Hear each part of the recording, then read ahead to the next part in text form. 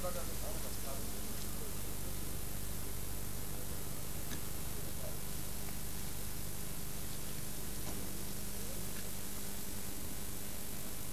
2 დღეს დაიძაბა სიტუაცია. თუ კი ადრე შედარებით გამგამობით სროლის ხმა გაისმოდა, ეს 2 ღამეა არის რომ თქვენ განუწყვეტელი სროლა, დაახლოებით 24 საათზე იწყებენ და დილის 5 საათზე 6:30-ზე ამთავრებენ. ყველაზე მძიმე მდგომარეობა წუხელის კი არა უფრო სწორად ამ ღამეს დაახლოებით პირველ ნახევარზე შეიქმნა, როდესაც ოსმა ექსტრემისტებმა დაახლოებით 100 მაკაცმა შემოუტია საგუშაგოს შტაბს, სადაც თავსებულია მილიციის ხელმძღვანელობის შტაბი და ამავე დროს საგუშაგოებს, რომელსაც იცავენ ქუთაისის წყალტუბოს, რუსთავის და ბათუმის შინაგან საქმეთა საქალაქო და რაიონული განყოფილებები.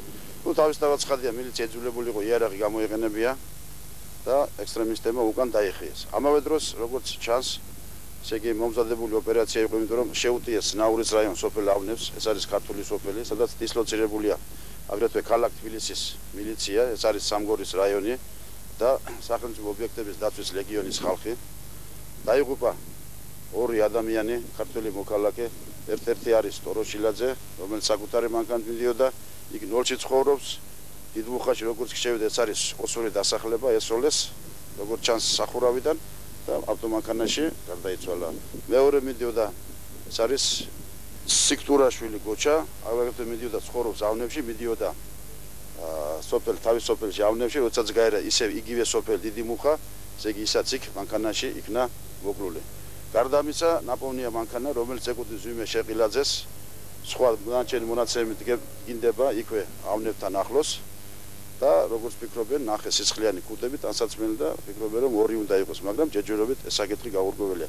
აი ახლა ამ ეტაპზე კომენდანტი კვანტალიანი გენერალი იმყოფება ქარელში, სოფელი ავნები ალყაშია მოქცეული 20 ექსტრემისტების მიერ და ესე იგი მიმდინარეობს ხელჩართული ბრძოლა და გაფიცრებული სროლებია გაჩაღებული.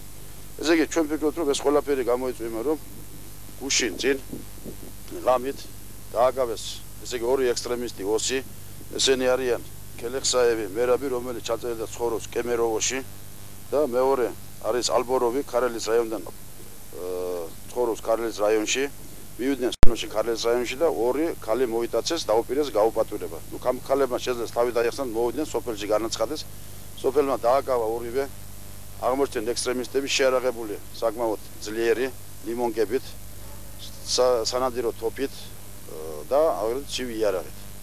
და სამაგიეროდ ოსმა ექსტრემისტები იმავე ღამეს თავს დაესხნენ ქართულ ოსურ სოფელს ნაურის რაიონში, ეს არის ქალეთი და ძევლება წაიყვანეს მაისურაძე მანანა პედაგოგია მასწავლებელია, გოგოლაძე შოთა ძღოლად მუშაობს და გოგოლაძე მერაბი იქვე ცხოვრობს კოლმეურნე, გოგოლაძე თემური და ხაბაზაშვილი მურმანი, რომლებმაც განაცხადეს, ესე იგი ოსმა ექსტრემისტებმა, რომ უნდა გაეცვალათ აი ამ 2 პიროვნებაში, რომლებიც მეადრე მოგახსენეთ, მაგრამ ესე იგი ფაქტურად გამოდის, რომ მშვიდობიანი მოსახლეობა მოიტაცეს და წინადებას გვაძლევენ, რომ დამნაშავე ელემენტებში გაიცვალოს.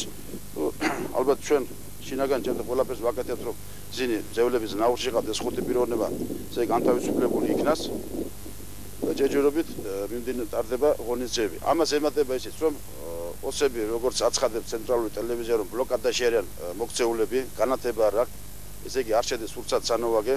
თუ თქვენ ღამე მობრძანდებით და გადახედავთ, ძალიან დიდი რაოდენობითაა შეტანილი, ესე იგი გენერატორები, რომლებიც ფაქტურად ოს მოსახლეობას სინათლეც აქვს, ტელევიზორს უყურებთ და ქართულ მოსახლეობას, ფაქტურად ქართული მოსახლეობა დარჩენილია სინათლის გარეშე. იმ განცხადებას, რომ ეკონომიური ბლოკადა ჩვენ ვფიქრობთ არ შეეფერება სიმართლეს, აგერ აქ არიან ამხანაგები წითელი ჯვრის წარმომადგენლები, 2 დღეა ჩამოიტანეს 2 მანქანა, სურცად სანოვაგე და მედიკამენტები, რათა გადაცენ ოს მოსახლეობას ცხოვრებს ცხინვალში, მაგრამ მათ კატეგორიულად მიღებაზე უარი განაცხადეს. და აგერ თვითონ უფრო ალბათ დაწვრილებით გეტყვიან ამხანაგები, თუ რა ღონისძიება ტარდება იმისათვის, რომ როგორმე მიაღწიონ იმას, რომ ესე იგი შეიტანონ სურცად სანოვაგები და მედიკამენტები შიგნით. ესე იგი ფაქტურად ცხინვალში დღეს ქართული მილიცია კი არა, ქართველი კაცი კი არა, ის ვინ ცხოვრობს, ქართველი ადამიანიც კი ვერ შედის. აი წუხელის კიდე 2 სახლი დაწვეს ოსმა ექსტრემისტებმა ცხინვალში და ერთი თამარაშენში. წუხელი გარდა მაგისა თამარაშენს დაესხნენ თავში ქართული მილიცია, სატრანსპორტო მილიცია, სამაგერო ცეცხლი გაუხსნა და ესეც მოგერებული იქნა. წუხანდელ აი ოპერაციებში აქ ცხინვალში დახმარება გაგვიწვია შინაგანმა ჯარებმა რათა ესე იგი იმის მე მგონი პირიქით მათ მომოდეთ რომ ხელი არც ერთი თანამშრომელი არ დაღუპულა და არც ესე იგი დაჭრილა. მოგეხსენებათ რომ წითელი ჯვრის საზოგადოება ეს საერთაშორისო ორგანიზაცია, ეს არის ნეიტრალური ორგანიზაცია და ბუნებრივია ჩვენ უნდა ვიყოთ იქ, სადაც ადამიანს უჭირს. მიუხედავად მისი ეროვნებისა, პოლიტიკური თუ რელიგიური მრწამსისა. სწორედ ამ მისიით ჩამოვედით ამჟამად ცხინვალში. ეს არ არის ჩვენი პირველი ჩამოსვლა. ისათვის ჩვენ აქ ჩამოტანილი გვაქვს 4 მანქანა ტვირთი.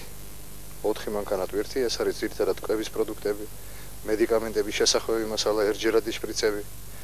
უკვე 2 დღეა ვართ ცხინვალის შესასვლელში, მაგრამ ვერც ერთმა ჩვენმა წარმომადგენელმა ცხინვალში შესვლა ვერ მოახერხა.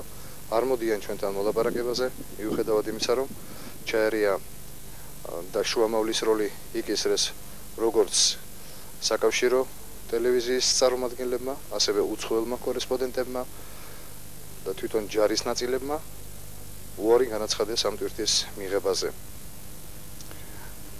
ეს მაშინ, როდესაც თითქმის ყოველდღიურად ჩრდილოეთ ოსეთიდან, თვითონ ცხინვალიდან იგზავნება დეპეშები, როგორც ცენტრში, საბჭოთა კავშირის პრეზიდენტის სახელზე, ასევე წითელი ჯვრისა და წითელი ნახევარმთვარის საერთაშორისო ლიგაში, იმის შესახებ, რომ საქართველოს წითელი ჯვრის საზოგადოება არ ეხმარება ცხინვალის მოსახლეობას.